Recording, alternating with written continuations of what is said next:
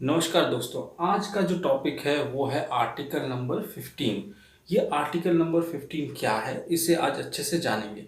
अगर आप पूरा वीडियो देख लेते हैं तो आपको आर्टिकल नंबर 15 मतलब अनुच्छेद 15 अच्छे तरीके से समझ में आ जाएगा। तो देर ना करते हुए स्टार्ट करते हैं आज का वीडियो। आज का विषय है आर्टिकल नंबर 15, आप लोग जानते ही हैं। तो इसके साथ साथ मैं कहूँगा प्लीज़ चैनल को सब्सक्राइब कर देना, लाइक शेयर भी कर देना। तो ये क्या है, इसमें कहा गया है कुल 5 चीज़। वो क्या है, उसमें से सबसे इंपॉर्टेंट कहेंगे धर्म, जात, वंश, लिंग और जन्म स्थान। मतलब religion, caste, race, gender and place of birth. इस चीज पर हम किसी के साथ डिस्क्रिमिनेशन नहीं कर पाएंगे। मतलब हम किसी के साथ भेदभाव नहीं कर सकते हैं। किसके मुताबिक? According to article number 15। और ये आर्टिकल नंबर 15 में और एक पार्ट है, उसको हम बाद में समझते हैं। तो पहले इस चीज को समझ लेते हैं इसमें है क्या।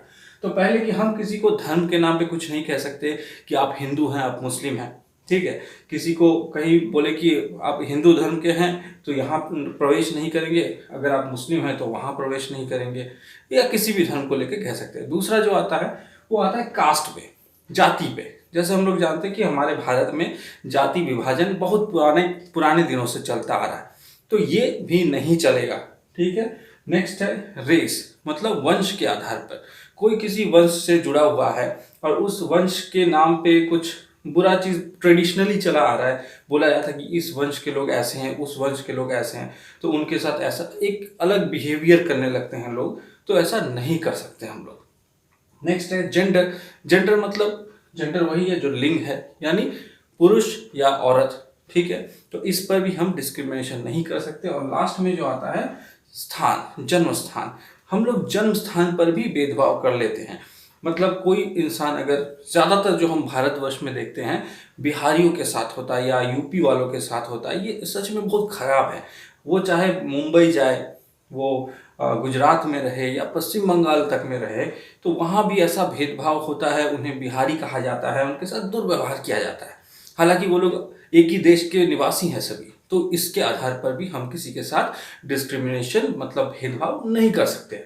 नेक्स्ट आते हैं, इसमें और एक बात कहा गया है, उस पर आएंगे जो इस पार्ट में मैंने लिखा है। एक होता है कि नो डिस्क्रिमिनेशन, मगर हमें यहां कहा जा रहा है कि डिस्क्रिमिनेशन कीजिए, मगर किस आधार पे करना है डिस्क्रिमिनेशन वो समझ लीजिए। वो होगा पॉजिटिव डिस्क्रिमिनेशन, मतलब ऐसा कोई डिस्क्रिमिनेशन जिससे लोगों का भला हो। मतलब समझ लीजिए, यहाँ पे एग्जाम्पल मैंने दिया है। जैसे देखिए यहाँ पे मैंने women, children, SC ST, OBC, मतलब सोशल बैकग्राउंड जिनका खराब है, एजुकेशनल और सोशली वो लोग बहुत पिछड़ चुके हैं, उन्हें OBC यहाँ पे माना गया है।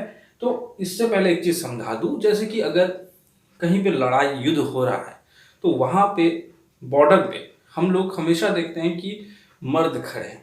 अब कोई कह सकता है कि नहीं, यहाँ पे तो किसी लड़की का होना जरूरी है, लड़कियां तो मर्दों के समान है।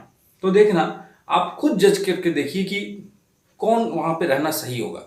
फौज में किससे जाना सही होगा? फौज में जा सकती हैं वो लोग, कोई दिक्कत नहीं, वो लोग फाइट भी कर सकती है, मगर कहीं ना कहीं देखेंगे ना हम कमजोर पड़ जाएंगे, क्योंकि ओपोनेंट वाले जो है, अगर चाइना वाले हो, पाकिस्तान वाले, इंडियन अपने तरफ से सोचेंगे हमेशा। चाइना या पाकिस्तान वाले क्या करेंगे? वो क्या अपनी औरतों को भेजेंगे? बिल्कुल भी नहीं। तो हम भी अपनी औरतों को नहीं भेजेंगे, ठीक है। इसी तरह जहाँ पे भारी भरकम काम होता है तो वहां भी हम औरतों को नहीं भेजते, मगर हल्के फुल्के कामों में भेज देते। और दूसरी तरफ देखते हैं कि औरतों को बहुत जगह पे जॉब मिलता है जहां लड़कों को नहीं मिलता है। अब वहां पे भी डिस्क्रिमिनेशन हम सोच सकते हैं, ठीक है, मगर उस आधार पे मत जाइए। जैसे कि एयर होस्टेस, हम ज़्यादातर किसे देखते हैं? लड़कियों को देखते हैं, मगर वो एक्चुअली एक इंटरनेशनल मैटर आता है, उस पर नहीं जाएंगे। तो वुमेन्स एंड चिल्ड्रन को हमेशा हम लोग देखते हैं कि उन्हें पॉजिटिव डिस्क्रिमिनेशन का चांस मिलता है। मतलब उन्हें, उनके साथ हम अगर डिस्क्रिमिनेट कर रहे हैं तो उसको अच्छे तरीके से समझिए। उनको आगे बढ़ाने के लिए महिलाओं को हम लोग जैसे देखते हैं कि बहुत जगह पे इलेक्शन के टाइम पे हम देखते हैं उनके लिए सीट रहता है रिजर्व। मतलब गांव में, पंचायत में ऐसा ज़्यादातर देखने को मिलता है, इवन हमारे लोकसभा में भी है, ठीक है। तो हमारे पार्लियामेंट में भी उनको जगह दी गई है, आरक्षण दी गई है। रेलवेज में हम देखते हैं महिला के लिए अलग से बोगी रखा जाता है, उनका कंपार्टमेंट रहता है, वो रहना ज़रूरी है, ठीक है। नेक्स्ट आता है चिल्ड्रन, उनको फ्री शिक्षा देनी चाहिए। जैसे कुछ गरीब घर के जो बच्चे होते हैं उन्हें शिक्षा प्राप्त ही नहीं हो पाती है, तो शिक्षा बहुत ज़रूरी है। इसलिए उन्हें फ्री में शिक्षा दीजिए, मतलब फ्री ज़रूरी है यहाँ पे। अगर नहीं देंगे तो गरीब बच्चे नहीं पढ़ पाएंगे, और ये शिक्षा बहुत इंपॉर्टेंट है। नेक्स्ट आते हैं, ये तो एक हिस्सा हो गया वुमेन एंड चिल्ड्रन, ठीक है। अब वुमेन और चिल्ड्रन छोड़ के हम आते हैं अभी SC ST पे, मतलब SC ST ये क्या है? Schedule caste and schedule tribe. ये बहुत ही पिछड़े वर्ग के लोग हैं, इन्हें आगे लाना ज़रूरी है। अब बहुत लोग इस चीज़ से मतलब ओपोनेंट बात करेंगे, मेरे विरुद्ध बात कर सकते हैं, मगर अगर ये गलत होता तो ऑब्वियसली सुप्रीम कोर्ट इसे हटा देता, मगर नहीं हटा पाया। क्यों? क्योंकि इसकी ज़रूरत है संविधान में, और उनको ये पुशबैक की ज़रूरत है, उन्हें आगे लेके चलो। जस्ट सोच लीजिए, अगर कोई व्यक्ति रेस में खड़ा है और कोई एक बार व्यक्ति नहीं, 5 आदमी खड़े हैं रेस में, और उसमें से सबको 2 मिनट पहले भागने को कहा गया, एक लंबी रेस है, और एक व्यक्ति को बोला अब 2 मिनट बाद दौड़िए। हमारा समाज ऐसा ही है, ठीक है। एक वर्ग का बंदा जो है वो बहुत पीछे रह गया है, हमें उसे उसके साथ रहने देना। एक साथ रेस में नहीं दौड़ पाए थे वो लोग जब समाज स्टार्ट हुआ था। एकदम अर्ली बैकग्राउंड में, हिस्ट्री में चले जाइए और खंगालिए, तब आपको मिलेगा कि एक वर्ग के लोग बहुत पीछे हैं। उन्हें उस टाइम एक साथ रेस स्टार्ट करने ही नहीं दिया गया था, ठीक है। तो अभी उन्हें हम रोक नहीं सकते, उन्हें रोकना एकदम बुरा होगा। अगर हम रिजर्वेशन रोक देते हैं तो यही गड़बड़ हो जाएगा, वो लोग रुक जाएंगे फिर से। तो इसीलिए क्या किया जाता है, रिजर्वेशन दिया जाता है। मतलब वो रेस में आगे है, कोई बात नहीं, उच्च जात के लोग आगे हैं, इसमें कोई दिक्कत नहीं, वो और आगे बढ़े। मगर जो पीछे रह गए उन्हें भी हम धकेलते रहें कि आप लोग जाइए, हम आपके साथ हैं, आप भागिए, ठीक है। हाँ, रीच करने में थोड़ा टाइम लग जाएगा। पहले जो जो उच्च वर्ण के लोग हैं, मतलब उच्च वर्ण का कहने का मतलब जो लोग हायर कास्ट है, वो लोग बहुत दिनों से आगे हैं, ठीक है। अब इनको भी उनके साथ ही मिलाना पड़ेगा। ये बहुत इंपॉर्टेंट फैक्ट है, इसको लेके बहुत तरह का डिबेट भी चलता है। कुछ लोग बोलते हैं कि इनका रिजर्वेशन बंद कर देना चाहिए, ठीक है। तो मैं फिर वही कहूँगा कि रिजर्वेशन अगर बंद करना था तो सुप्रीम कोर्ट कर देता, ठीक है। नेक्स्ट है other socially and educationally background class. ये कौन है? ये वो व्यक्ति है जो कास्ट की वजह से नहीं, जाति प्रथा की वजह से नहीं, बल्कि इकोनॉमिकली और एजुकेशनली बैकवर्ड आ चुके हैं, ठीक है। अब जिनके पास पैसा नहीं है वो लोग, उन लोगों का क्या, उन्हें सपोर्ट चाहिए। कैसा सपोर्ट? सरकार की तरफ से, ठीक है। तो उन्हें भी ये सपोर्ट देना चाहिए फाइनेंशियली। मगर सोचिए कोई ओबीसी का बंदा एक जॉब पा लेता है, पढ़ाई लिखाई करता है और उसे जॉब मिल गया, तो उसके जो नेक्स्ट जनरेशन आने वाले हैं, मतलब उसके जो बच्चे होंगे, उन्हें और ओबीसी के उस लेयर में नहीं रखा जाएगा जहां उसे फायदा मिले, सरकार की तरफ से बेनिफिट वो नहीं मिलेगा। क्यों नहीं मिलेगा? क्योंकि अभी उसका जो फैमिली है वो स्टैंड अप कर चुका है, उसके पास अच्छा खासा रोजगार है। अगर कोई आईएएस अफसर बन जाता है, कोई पुलिस में चला जाता है, आर्मी में चला जाता है, तो वो अभी क्रीमी लेयर में आ जाता है। उसे क्या कहा जाता है, याद रखिएगा, उसे कहा जाता है क्रीमी लेयर, ठीक है। उसे पूरी तरीके से जनरल में नहीं डालते, बट उसे क्रीमी लेयर बोलते हैं, मगर उसे बेनिफिट नहीं मिलता, ये भी मैं बता देता हूँ। तो ओबीसी के एक पार्ट को बेनिफिट मिलेगा और दूसरे को नहीं मिलेगा, ठीक है। अब आते हैं मूल बात पे, ध्यान दीजिएगा। मूल बात इस आर्टिकल से थोड़ा हटके है। क्यों है?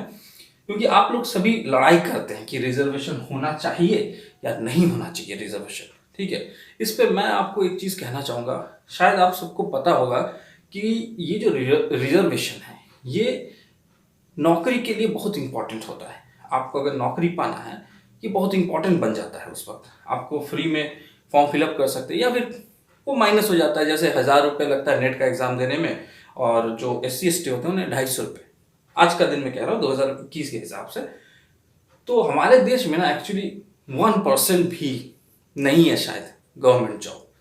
तो 1% अगर हम मान लेते हैं कि 1% जॉब है गवर्नमेंट जॉब, इस 1% जॉब में उनको थोड़ा सा बेनिफिट मिल जाता है, और बहुत सारे लोग हैं इसके अगेंस्ट खड़े हो जाते हैं। अरे भाई, ये 1% जॉब में भी अगर ये लोग आ गए तो हमारा क्या होगा?